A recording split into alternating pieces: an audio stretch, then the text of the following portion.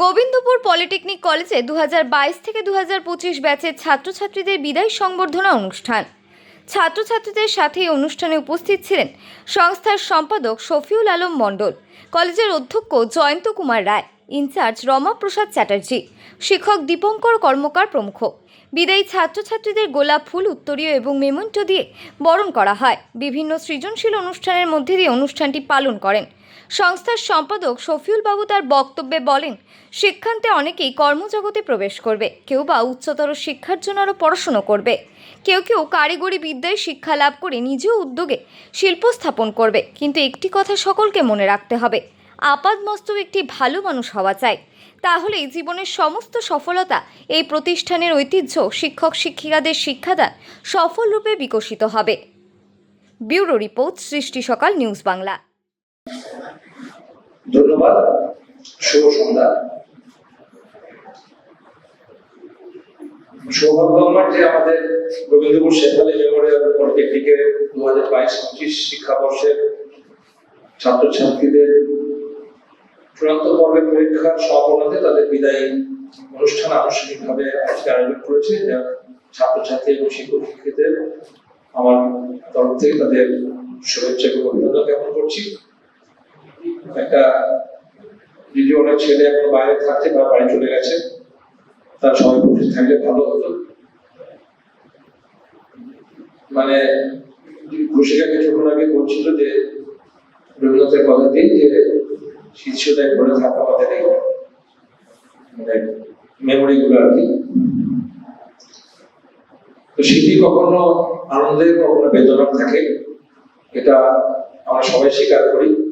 এই 3টে বছর যারা পড়াশোনা করেছো, পড়াশোনা এই বা পরীক্ষা দিয়ে চলে যাবে, তারা বিভিন্ন জন কেউ নিজের এন্টারপ্রেনারশিপ হিসেবে কোথাও কাজের সুযোগ পেলে সেখানে কাজ করবে, নিজেদের ক্যারিয়ার তৈরি করবে, কেউ উচ্চশিক্ষার জন্য কোথাও তারা নিজেদের সাফল্যের দিশা খুঁজে নেবে।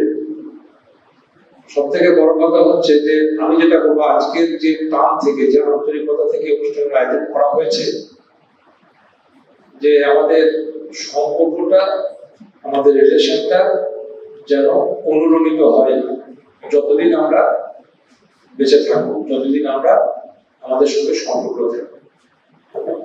প্রত্যেকে আমার মনে হয় ছাত্রছাত্রীদের মধ্যে, বিশেষ করে একই ব্যাচে একই গ্রেডে ছাত্রছাত্রীদের মধ্যে ফোন নাম্বার, হোয়াটসঅ্যাপ নাম্বার এবং সোশ্যাল মিডিয়ার যুগে যোগাযোগ থাকে। আমি একটা কথা বলবো যে যেমন আমার মোবাইলে কয়েক হাজার কন্ট্যাক্ট নাম্বার আছে, but I fail to communicate regularly with them.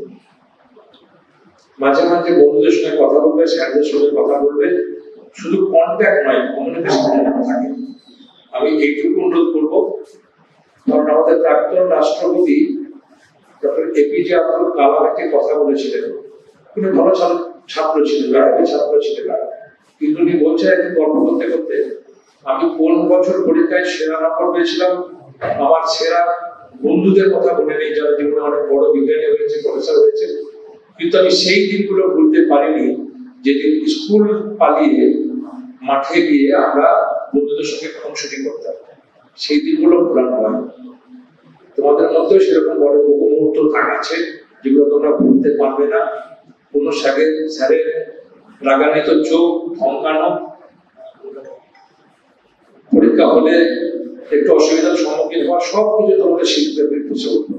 এবং আগামী দিনে যখন তোমরা নিজেদের কর্মক্ষেত্রে প্রবেশ করবে, আমি অনুরোধ করবো যেমন পড়াশোনার জীবনটা আর কর্মক্ষেত্র বা উচ্চশিক্ষার ক্ষেত্রে পট পরিবর্তন ঘটবে।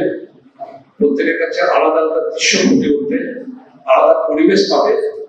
কোথাও না নিজের সত্তাকে হারিয়ে দিতে দিও না, কারণ তুমি তোমার মধ্যে যে গুণ আছে সেটা বিকশিত করার চেষ্টা করো সর্বতভাবে। এবং সেটা তোমরা যে প্রতিষ্ঠান থেকে পড়াশোনা করে গেলে স্যারদের সঙ্গে ওতপ্রোতভাবে যোগাযোগে থাকবে। আগামী দিনে তোমাদের মাধ্যমে আরো যারা প্রতি বছর যে ফেস্ট আরো কালচারাল প্রোগ্রাম হয় সেখানে আসবে।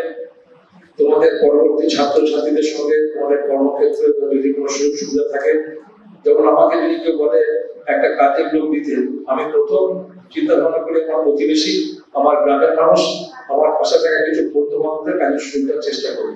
ঠিক সেরকম তোমরাও করবে, যখন যদি কারো প্লেসমেন্ট হয়ে যায় বা প্লেসমেন্টে আছো, তারাও তোমাদের ছোট ছোট ভাই বোনদের কথা ভাববে, আর তাহলে কিছুটা হলেও সেই পুরনো সাথীদের সাথীদের তোমরা পাবে।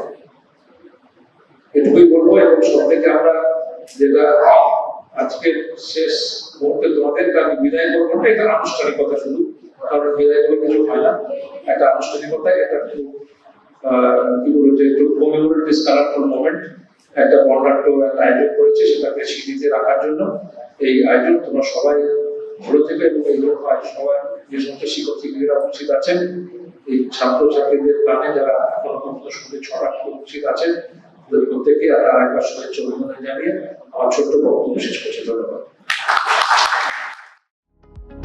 দি হোমিও হল, হোমিওপ্যাথি ওষুধের বিশ্বস্ত প্রতিষ্ঠান, ঘোষকরা স্টেশন রোড, কোঅপারেটিভ মার্কেট।